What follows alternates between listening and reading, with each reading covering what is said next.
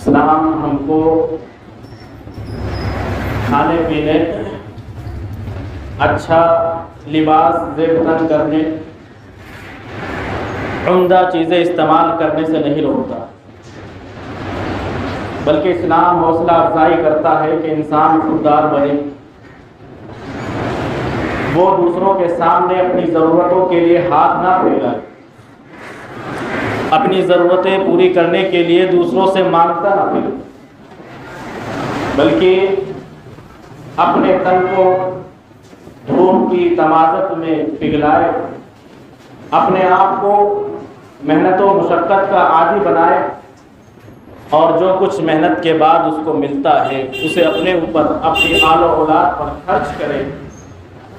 اور اس پر قناعت اختیار کرے، صبر اختیار کرے کہ محنت کے بعد جتنا ملا ہے اس پر اللہ کی شکر گزاری کے ساتھ صبر بھی کرے، اور مزید اللہ سے برکت کی بھی دعا کرے، اور جائز حدود کے ساتھ جائز راستوں کے ذریعے سے اپنے مال کے اضافے کی بھی کوشش کر سکتا ہے۔ لیکن اس میں یہ بات ضروری ہے، یہ بات دھیان رہنی چاہیے کہ انسان کی روزی حلال ہونی چاہیے۔ انسان جو کھاتا ہے، انسان جو پیتا ہے، یا اپنے آل و اولاد کو جو کچھ کھلاتا ہے وہ حلال ہونا چاہیے، اس میں حرام کی آمیزش، حرام کی ملاوٹ قطعاً نہیں ہونی چاہیے، کیونکہ حلال روزی کا تعلق ہمارے بدن سے بھی ہے اور ساتھ ہی ساتھ ہمارے دین سے بھی ہے۔ ایسا نہیں ہے کہ اگر ہم حرام روزی کھائیں گے تو ہو سکتا ہے اس سے ہمارے بدن کا نقصان ہو، دین کا کوئی نقصان ہو، اور ایسا بھی نہیں ہے کہ ہمارے دین کا نقصان اور بدن کا نقصان نہ ہو۔ حرام کمائی کا اور حرام کھانے کھلانے کا ہمارے جسم پر بھی ظاہری طور پر اور باطنی طور پر بھی، اور ہمارے ایمان کا، ہمارے دین کا نقصان ہوتا ہے۔ عبد الرحمن بن عوف رضی اللہ تعالی عنہ، اللہ رب العالمین نے بہت کچھ نوازا تھا،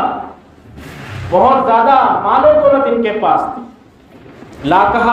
روپیہ صدقہ کیا کرتے تھے۔ اصحاب بدر یعنی بدر میں شریک ہونے والے صحابہ امہات المؤمنین کے لیے انہوں نے اپنی جانب سے وظیفے بنائے ہوئے تھے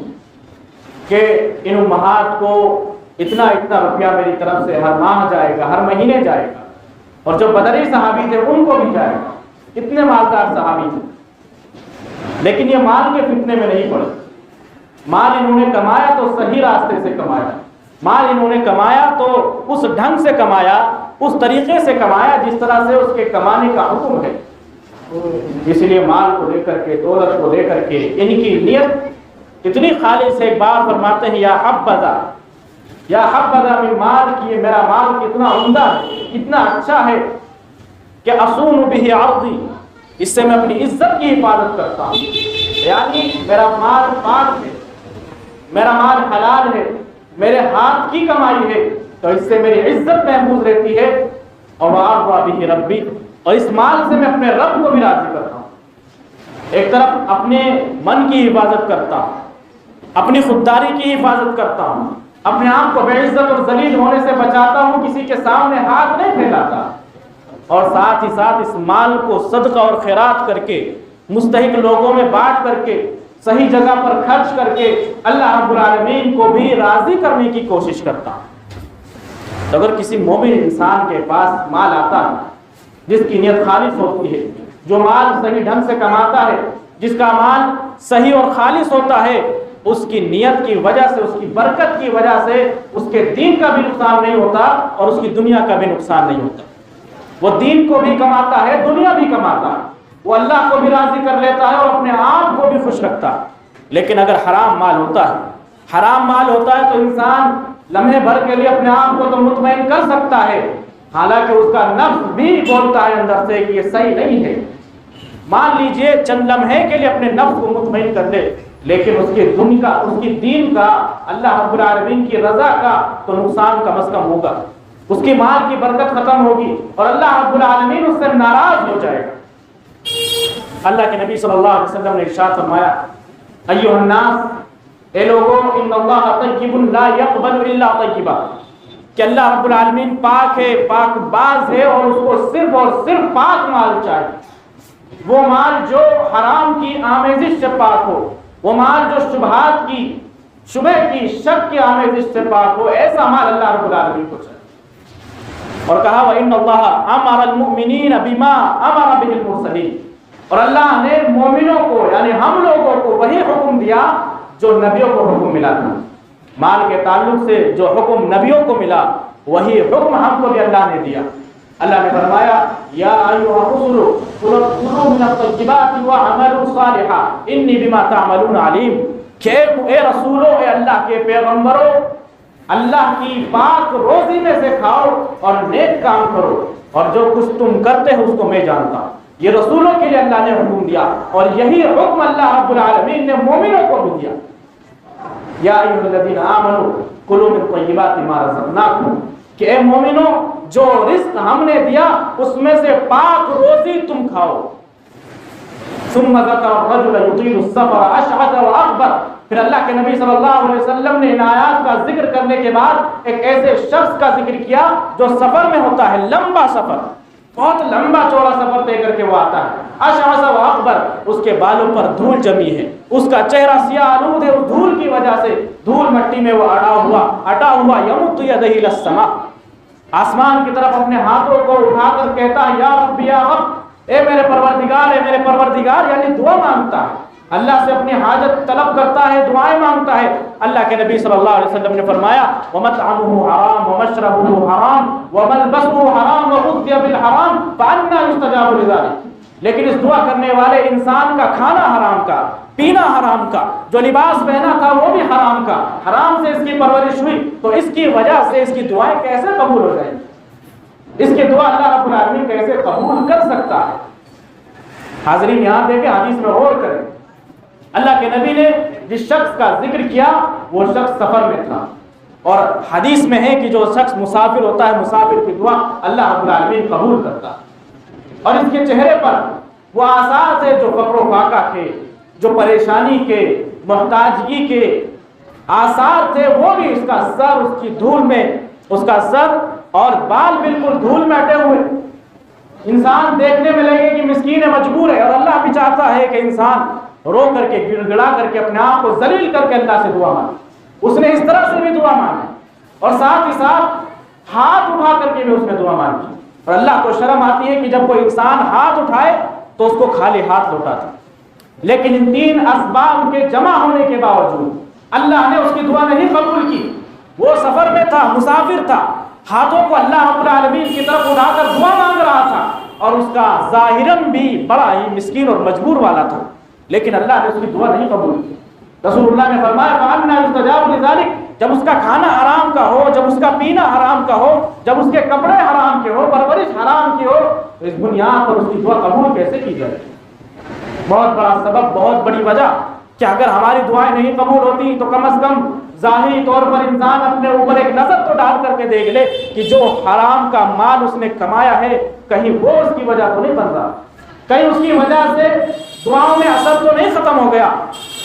یا یہ کہ انسان اس قدر غافل ہو گیا، دین سے اس قدر دور ہو چکا ہے، اور دنیا میں منہمک اندھا اور اس کا نشہ اس قدر طاری ہے تو اس کو اپنے دین پر نظر ثانی کرنے کی بھی فرصت نہیں ملتی۔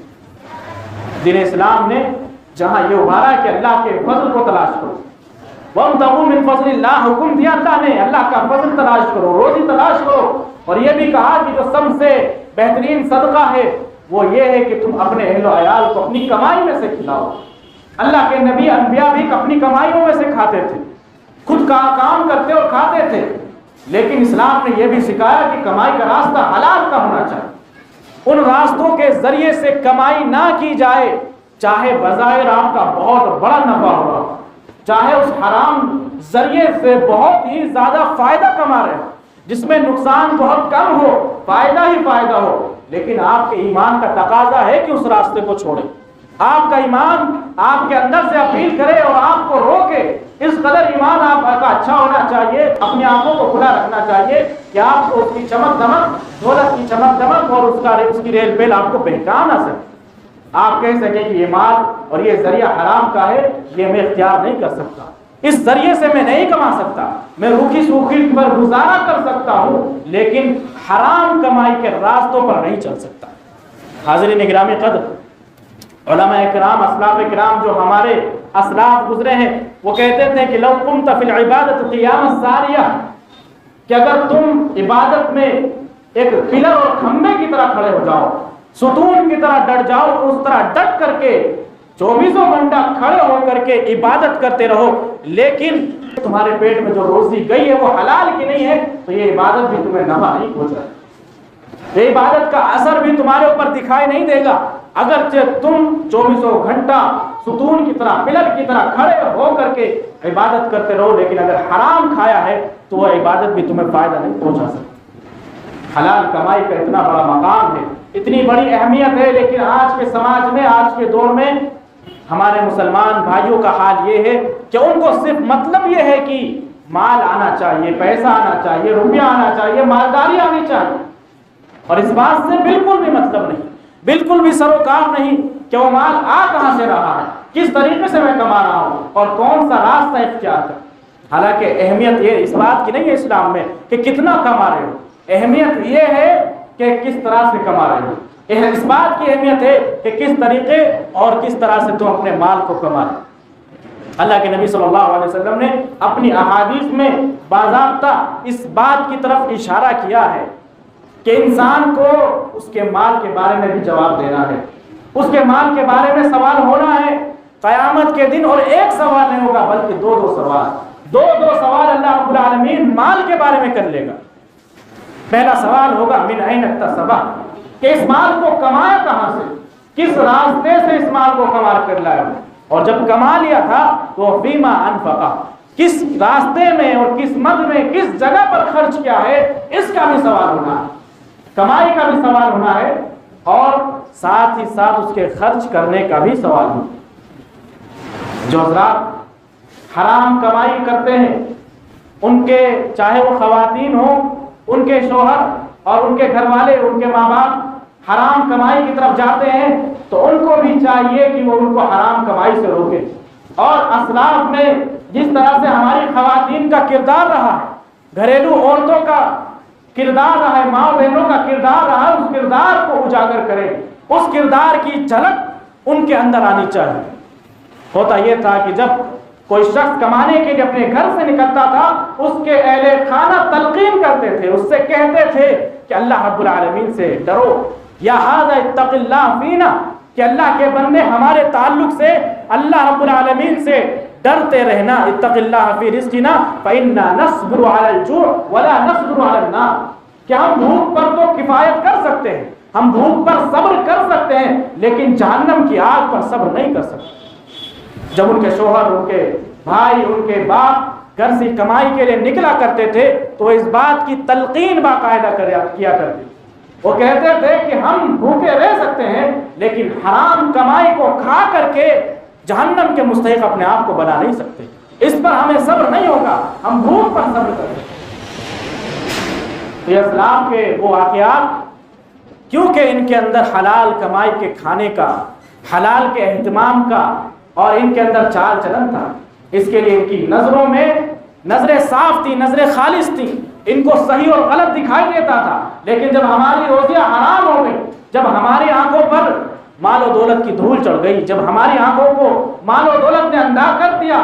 تو پھر ہمارے اندر سے یہ اخلاص، یہ تقوی، یہ شعار بالکل ختم ہو چکا۔ اب خاتون میں جو بھی گھریلو خاتون ہے، ذمہ دار ہے گھر کی، اپنے گھر کی، اس کو اب اس بات کا احساس بالکل نہیں ہوتا کہ اس کے اہل خانہ میں سے وہ شخص کمائی لا رہا ہے تو کہاں سے لا رہا ہے، وہ کس طرح کی کمائی کر رہا ہے، جو ہم لقمہ کھا رہے ہیں وہ حلال کا ہے کہ حرام کا ہے، ان کو بالکل بھی اس بات کا احساس نہیں۔ ایسا نہیں ہے کہ حرام مال کے تعلق سے صرف مرد ہی جواب دیں، ان عورتوں کی بھی، گھر کے ذمہ داروں کی بھی، جو لوگ کھانا اس کا کھاتے ہیں، ان کی بھی جواب دہی کی ذمہ داری بنتی ہے۔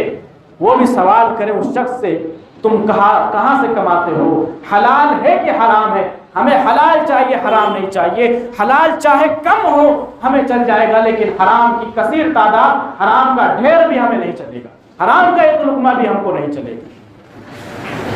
ابو بکر رضی اللہ تعالیٰ عنہ کا واقعہ اس بات میں یاد رکھنے کے قابل ہے اس تعلق سے، حلال کھانے کے تعلق سے یاد رکھنے کے قابل. ان کا ایک غلام تھا، وہ ان کے پاس ایک کھانا لے کر آیا، کھانے کی کوئی چیز تھی، لا کر حضرت ابوبکر کو دی اور حضرت ابوبکر رضی اللہ تعالیٰ عنہ نے اس کو کھا لیا. جب اس کو کھا لیا تو غلام بولتا ہے کہ آپ کو معلوم ہے جو آپ نے کھایا ہے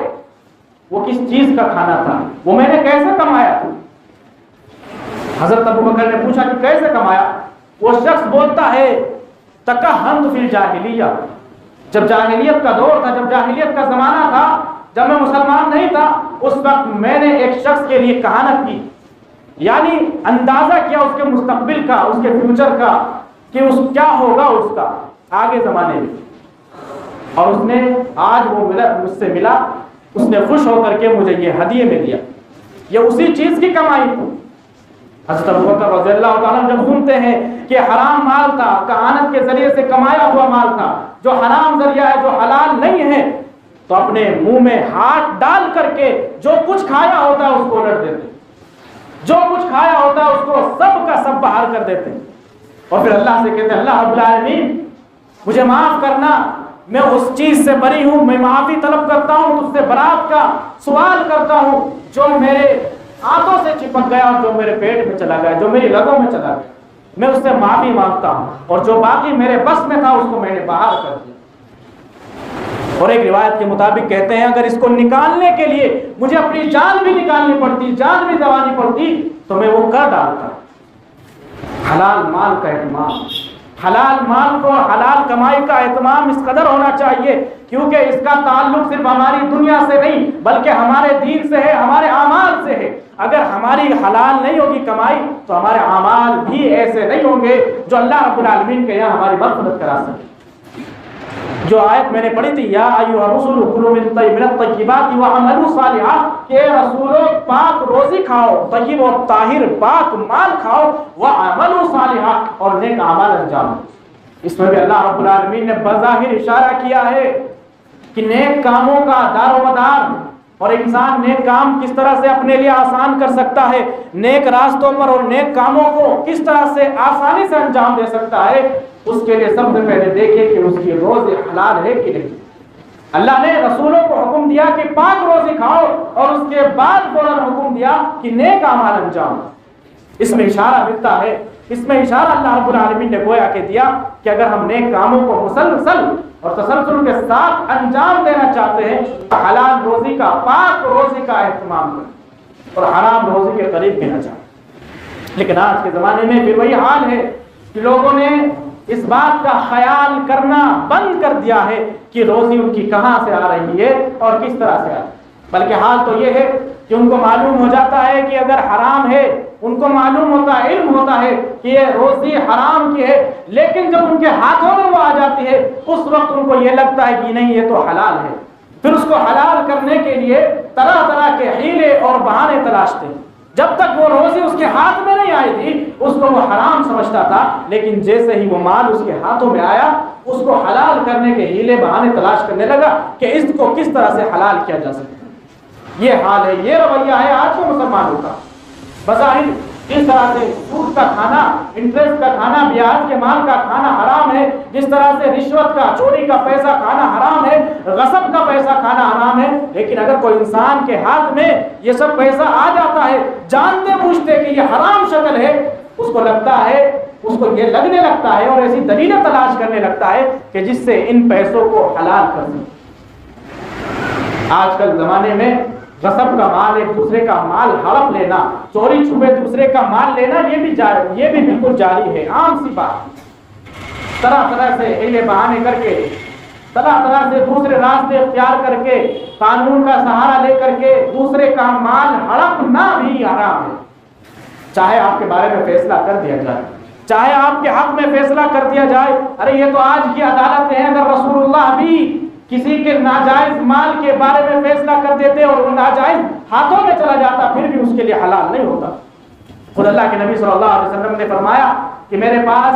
دو فیصلہ کروانے والے آتے ہیں اپنے مال کے سلسلے میں، ان میں سے ایک انسان ایسا ہوتا ہے جو چرب زبان ہوتا ہے، جو باتوں کا تیز ہوتا ہے اور اپنی باتوں سے اس بات کو ثابت کر لے جاتا ہے کہ یہ مال اس کا ہے، حالانکہ وہ مال اس کا نہیں ہوتا تھا، اور اس کو دیکھ کر کے میں فیصلہ کر دیتا ہوں اس کے حق میں، تو پھر بھی وہ اپنے بھائی کا مال نہ لے، حالانکہ میں فیصلہ کر چکا ہوں اس کے حق میں، پھر بھی وہ اپنے بھائی کا مال نہ لے، کیونکہ وہ اس کا مال نہیں ہے۔ اگر میں نے اس کے حق میں فیصلہ کر دیا اور اس نے وہ لے لیا تو وہ سمجھے اس کے لیے میں جہنم کا ٹکڑا دے رہا ہوں، اس کے لیے جہنم کی آگ دے رہا ہوں، اس کو وہ مال چھوڑ دینا چاہیے، اس کو مال ترک کر دینا چاہیے۔ غصب کے مال کے بارے میں اللہ کے نبی صلی اللہ علیہ وسلم کی وہ حدیث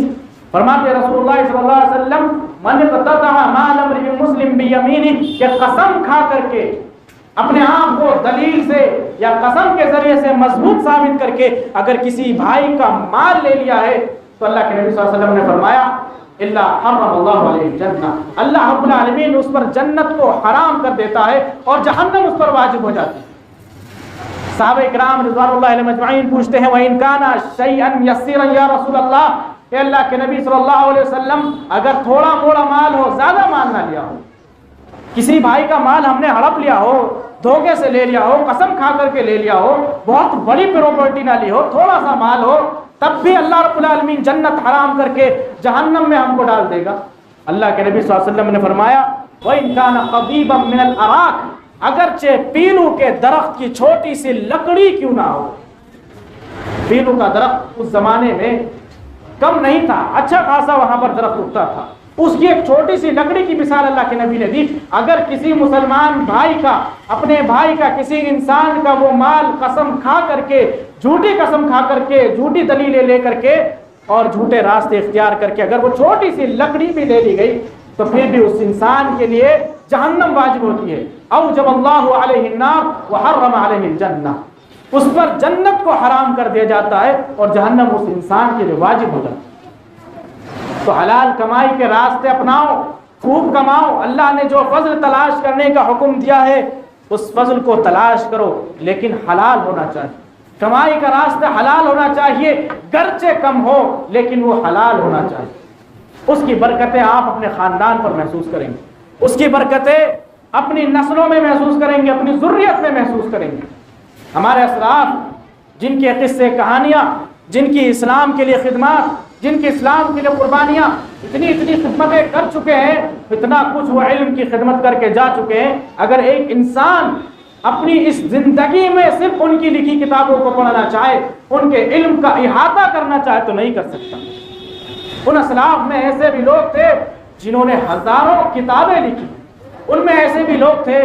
کہ جنہوں نے عصر سے مغرب کے بیچ میں ایک کتاب لکھ ڈالی، ان میں ایسے بھی لوگ تھے جنہوں نے پوری کی پوری زندگی علم کی راہ میں لگا دی، اور ان کو امیر المومنین فی الحدیث، اس کو امام السنہ، کسی کو کچھ لقب دیا گیا۔ یہ ساری کی ساری چیزیں ایسے آسانی سے نہیں ہو گئی۔ ان لوگوں نے اپنے مال میں نہ تو شبہ کا مال رکھا، نہ کوئی حرام مال رکھا، حرام مال بھی نہیں تھا اور نہ ہی کوئی ایسا مال تھا جس میں شک اور شبہ کی گنجائش۔ امام بخاری رحمہ اللہ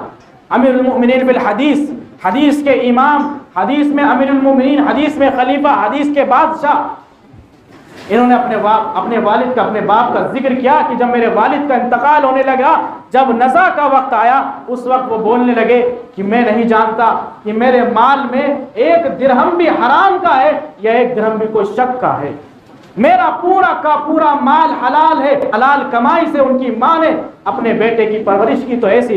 ایسی بامثال شخصیت ابھر کے سامنے آتی، ایسی بامثال شخصیت آتی۔ اگر حلال کمائی نہیں ہوگی، اگر حلال مال نہیں ہوگا اور اس مال سے تمہاری اولادیں پنپیں گی، اس مال سے تمہاری اولادیں جنم لیں گی، تو اولادیں بھی اس طرح نیک نہیں بن پائیں گی۔ پھر اولادیں ایسی ہوں گی جیسے آج نظر آ رہی ہیں،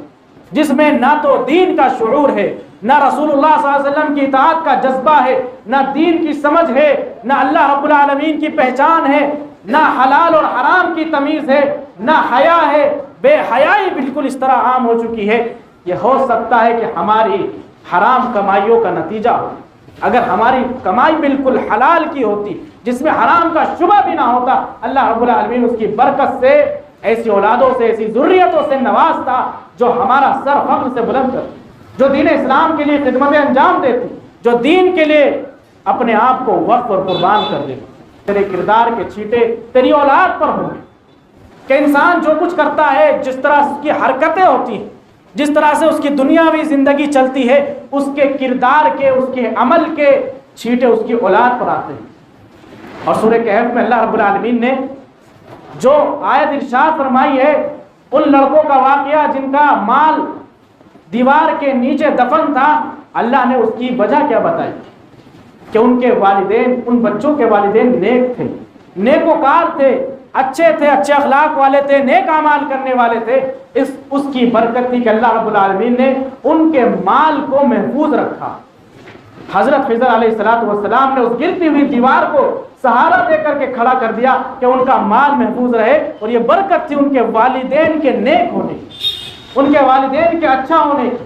تو آپ کی کمائی اگر اچھی نہیں ہے، اگر آپ کے کرتوت اچھے نہیں ہیں، آپ کے اعمال اچھے نہیں ہیں، تو نیک اولاد کی تمنا کرنا چھوڑ دیجئے، پھر اپنے اولاد کی شکایتیں کرنا چھوڑ دیجئے کہ ہماری اولاد ہمارا کہنا نہیں مانتی، ہماری اولاد ایسی بگڑ چکی ہے۔ دعا کر دیجئے، کوئی تعویذ بتا دیجئے، کوئی دعا بتا دیجئے، کچھ کر دیجئے کہ ہماری اولاد ہمارا کہنا سننے لگے، ہمارا کہنا ماننے لگے۔ آپ سب سے پہلے اپنے کردار پر تو نظر ڈالیے، آپ سب سے پہلے اپنے اعمال پر تو نظر ڈالیے۔ آپ یہ تو دیکھیے کہ آپ جو لقمہ اپنے اولاد کے منہ میں رکھ رہے ہیں وہ لقمہ حلال ہے کہ حرام ہے، وہ کمائی، وہ کھانا حلال ہے کہ حرام ہے۔ اگر حلال ہوتا تو آپ کی اولاد، لازماً آپ کی اولاد اللہ کے حکم سے، اس کی برکت سے ضرور سیدھے راہ پر ہو۔ ایک بار کر کے دیکھیے، ٹرائی کریے، اپنی کمائی کو حلال کیجیے، حرام راستوں کو چھوڑ دیجیے۔ اللہ رب العالمین نے ارشاد فرمایا ایھا الذین آمنوا لا تأکلوا الربا اضعافا مضاعفہ، کہ ایمان والو سود مت کھاؤ، سود چھوڑ دو۔ اور اگر تم ایسا نہیں کرتے ہو، ایک آیت کے اندر ارشاد فرمایا کہ اگر تم سود نہیں چھوڑتے ہو تو اپنے آپ کو اللہ رب العالمین سے جنگ کے لیے تیار کر دو۔ ہمارے سوسائٹی کے اندر یہ سود کا کھانا، انٹرسٹ کا کھانا کتنا عام ہو چکا، کتنا عام ہو چکا ہے۔ اس پر پچھلے 2 خطبے جمعہ میں بات ہوئی ہے، لیکن ہم ہیں کہ اپنے ان اعمال کو چھوڑنے کے لیے تیار ہیں۔ یہ حرام کا مال ہے، یہ بیاج کا مال، اس انٹرسٹ کا مال حرام مال ہے۔ اگر اس مال سے آپ کی اولاد بنوے، اس مال سے آپ کی اولاد کی بڑھوتری ہو اور ان کو پالنا پوسنا ہو، تو وہ اولاد نیک کام کیسے کرے گی؟ جب ان کے کمائی ان کی حرام ہوگی تو وہ نیک کاموں کی طرف کیسے رغبت کرے؟ جب انہوں نے ان کا کھایا ہوا مال حلال نہیں ہوگا تو وہ حلال کاموں کی طرف کیوں بھاگے گی، بلکہ وہ تو حرام کاموں کی طرف جائے گی۔ حاضرین، اللہ رب العالمین نے بے شمار مقامات پر حلال کمائی کا حکم دیا اور حرام کمائی سے روکا۔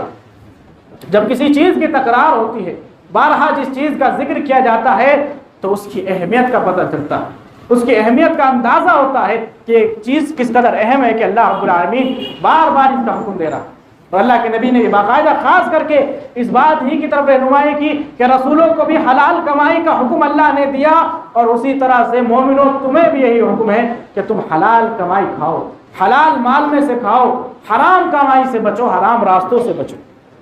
آج کے زمانے میں جو حرام کمائی کے راستے ہیں، ان راستوں میں سے چند ایک راستے جو ہو سکتے ہیں، ایک شیئر مارکیٹ کا راستہ، شیئر بازار کا راستہ ہے۔ اس میں حلال کی گنجائش ہے، لیکن گنجائش بہت کم ہے، بہت کم گنجائش ہے، اور بہت کم ایسے مارکیٹنگ ہے، ایسی کمپنیاں ہیں جن میں انویسٹ کرنا، جن کے شیئر خریدنا ہمارے لیے حلال ہوگا۔ اور اس میں بھی 2 طریقے ہوتے ہیں، جو طریقوں میں سے ایک تو بالکلیہ حرام ہے، جس میں انسان صبح مال لگاتا ہے، شام کو نکال لیتا ہے، یہ جوا کی شکل ہے، گیمبلنگ کی شکل ہے، یہ تو قطعاً حرام ہے، اس میں تو انسان کو انویسٹ کرنا ہی نہیں چاہیے۔ لیکن ہمارا آج کا نوجوان، خاص کر کے نوجوان، اس طرح کے کمائی میں اندھا دھند انویسٹ کرتے ہیں، اندھا دھند خرچ کرتے ہیں۔ ان کو وقتی فائدہ نظر آتا ہے، ان کو دکھائی دیتا ہے کہ تھوڑے مدت کا فائدہ ہے، زیادہ فائدہ ہے، صبح مال لگائے اور شام کو اس کا بڑھ کر کے مل گیا، ان کو یہ نظر آتا ہے، لیکن ان کو یہ نظر نہیں آتا کہ اس سے ان کا ایمان کتنا گھٹ گیا، ان کے اعمال صالحہ کی مقدار کتنی گھٹ گئی، اللہ رب العالمین کی برکت، اس کی رحمت ان سے کس قدر دور ہوگی۔ شیئر مارکیٹ کا جو راستہ ہے، اس میں بڑے احتیاط سے کسی کو بھی قدم رکھنا چاہیے، بلکہ جو اسپیشلسٹ ہیں، خاص کر کے اسلامک اکنومی کے، جو اسلامی روح سے بھی آپ کو اکنومک سمجھا سکے، ان لوگوں کے ساتھ بیٹھ کر کے اس پر ڈسکس ہونی چاہیے، ان لوگوں سے رہنمائی لینی چاہیے کہ کس کمپنی میں انویسٹ کیا جائے، کس میں نہیں۔ اور اگر آپ لانگ ٹرم انویسٹ کرتے ہیں، یعنی ایک دن کا انویسٹ نہیں ہوتا بلکہ لمبے سمے کے لیے آپ اپنے مال کو اس کمپنی میں شیئر لے کر کے ڈال دیتے ہیں، بعد میں اس کو نکالتے ہیں، اس میں بھی احتیاط کی ضرورت ہے۔ اس میں بھی احتیاط کی صورت یہ ہے کہ وہ کمپنیاں جو ہوتی ہیں اپنا مال بینکوں کو دیتی ہیں، بینک میں اپنا مال رکھتی ہیں، اپنا سامان رکھتی ہیں، اور اس پر بینک ان کو بیاج دیتا ہے، سود دیتا ہے، اور وہ کمپنیاں اس سود کو بھی نفع میں جوڑتی ہے اور وہ نفع بھی آپ کی طرف ٹرانسفر کر دیتی ہے۔ اس طرح سے آپ کو سود ٹرانسفر ہوتا ہے، آپ کو بیاج کا پیسہ ٹرانسفر ہوتا ہے، تو اس کے لیے بھی اس میں بھی احتیاط کی ضرورت ہے۔ ایسی چیزوں کی طرف نہ جاؤ جو چیزیں شک و شبہ والی ہیں، جو چیزیں حرام کی ہیں تو ان کی طرف تو جانا ہی نہیں ہے، اگر شبہ بھی ہے تو اس کی طرف بھی نہیں جانا، کیونکہ اللہ کے نبی صلی اللہ علیہ وسلم نے ارشاد فرمایا الحلال بین والحرام بین وبینہما امور مشتبہات فمن اتقى الشبہات فقد استبرأ لدینہ وعرضہ، کہ دین میں حلال بھی واضح ہیں اور حرام بھی واضح ہیں، لیکن ان کے بیچ میں کچھ چیزیں مشتبہ ہیں، کچھ چیزیں جو کلیئر نہیں ہے کہ حلال ہے کہ حرام ہے۔ اللہ کے نبی نے اس کی طرف رہنمائی کرتے ہوئے کہا فمن اتقى الشبہات، جو شبہ سے بچ گیا، شبہ کی چیزوں سے بچ گیا، تو اس نے اپنے دین کو بھی بچا لیا، اپنے دین کو بھی پاک رکھا اور اپنی عزت کو بھی پاک رکھا۔ تو شبہ کی چیزوں سے بچو۔ اسی طرح آن لائن گیم کے ذریعے، گیم کھیل کر کے بھی نوجوانوں میں کمائی کا رجحان ہے، گیم کھیلتے ہیں اور اس گیم کے ذریعے سے کوائنس ملتے ہیں یا روپیہ پیسہ ملتا ہے، اور آج کل اس کا پرچار بہت زیادہ عام ہے، اس بات کی طرف ابھارا جا رہا ہے کہ گھر بیٹھے گیم کھیلتے رہو اور اس کے ذریعے سے کمائی کرو۔ اس میں بھی بہت سارے لوگ ملوث ہوں گے، یہ چیز بھی حرام ہے، کیونکہ گیم کا حکم، گیمز کھیلنے کا حکم، اس طرح کے گیمز کھیلنے کا حکم ہماری شریعت میں حرام کا درجہ رکھتا، کیونکہ ایک اسلام ہمیں یہ نہیں سکھاتا کہ اس طرح سے فضولیات میں، لہو اور لغو کاموں میں بزی ہو کر کے اپنے وقت کو برباد کرو، بلکہ اسلام سکھاتا ہے کہ اچھی چیزوں میں اپنے آپ کا وقت صرف ہونا چاہیے۔ اس بنیاد پر اس طرح کے گیم کھیلنا ہی حرام ہے، تو ان کے ذریعے سے جو کمائی ہوگی وہ بھی حرام کی کمائی ہوگی، وہ بھی حرام کی کمائی ہوگی۔ اس طرح سے فینٹیسی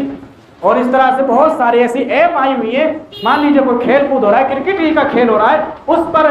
یہ لگایا جاتا ہے کہ اگر اس انسان نے اس کھلاڑی نے اتنے رن مارے تو مجھ کو اتنے پوائنٹس ملیں گے، اس کے اوپر روپیہ کیش آپ کے اکاؤنٹ میں آ جائے گا، پیسہ آپ کے اکاؤنٹ میں آ جائے گا۔ یہ بھی کھیلنا حرام ہے، اس طرح کے کھیل بھی حرام ہے، بلکہ یہ جوا کی، سٹے کی شکل ہے جو اسلام میں خالص طور پر حرام ہے، جس کا ذکر اللہ رب العالمین نے شراب کے ساتھ حرام کیا،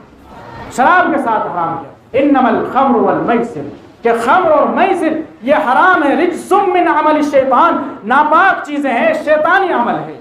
یہ نئے دور کی نئے طریقے ہیں، نئی تکنیکیں ہیں پیسہ کمانے کی، تو ہمیں آنکھ بند کر کے ان کے پیچھے نہیں بھاگنا،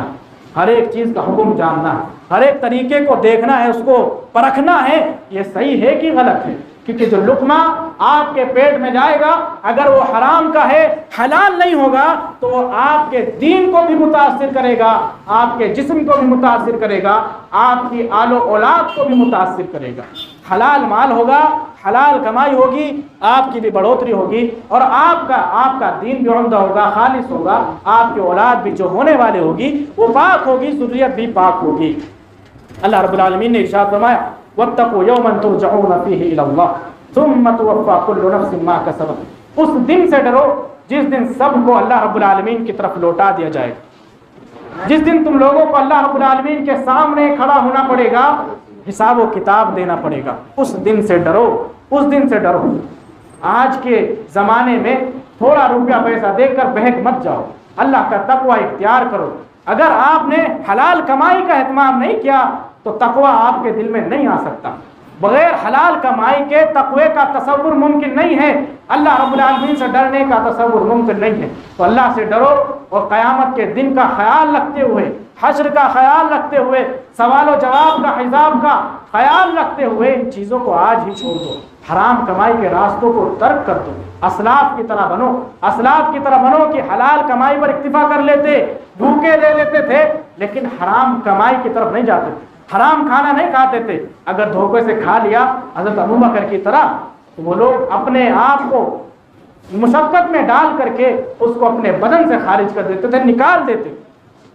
اللہ رب العالمین قیامت کے دن ہمارے مال کے بارے میں دو سوال کرے گا، کہ یہ مال ہم نے کہاں سے لایا، یہ مال ہم نے کہاں سے کمایا، کہاں سے لیا اور کہاں پر خرچ کیا۔ ان سوالوں کی تیاری اگر ہماری اور آپ کی نہیں ہے تو ہمارے لیے اس دنیا میں اس طرح کے اعمال انجام دینا، جیسا کہ ذکر کیا گیا کہ اگر تمام عمر کھڑے ہو کر ستون کی طرح عبادت کرتے رہو لیکن کمائی حلال کی نہیں ہے تو کچھ فائدہ نہیں۔ اور خواتین سے بھی گزارش ہے کہ وہ اپنے اہل خانہ کو جو آپ کے گھر میں کمانے والے ہیں ان کو وصیت کیا کریں، صحابیات کی طرح، مومن عورتوں کی طرح، کہ وہ کہا کرتی تھی کہ اللہ کے بندے ہمارے رزق کے بارے میں اللہ سے ڈرنا، ہم بھوک پر اکتفا کر لیں گے، صبر کر لیں گے لیکن جہنم کی آگ پر صبر نہیں کر سکتے۔ اللہ رب العالمین سے دعا ہے اللہ رب العالمین ہمیں حلال کمائی کرنے، حلال کھانے اور رزق پر اکتفا کرنے کی توفیق دے۔ یا رب العالمین ہمیں حرام کاموں سے بچا، کمائی کے حرام راستوں سے بچا، کمائی کے شبہ اور شک والے راستوں سے بچا، ہماری روزی حلال کی ہو، حرام کاموں سے ہمیں محفوظ فرما، ہمارے اعمال درست فرما، ہم پر رحم فرما، آمین۔ وآخر دعوانا ان الحمد للہ رب العالمین۔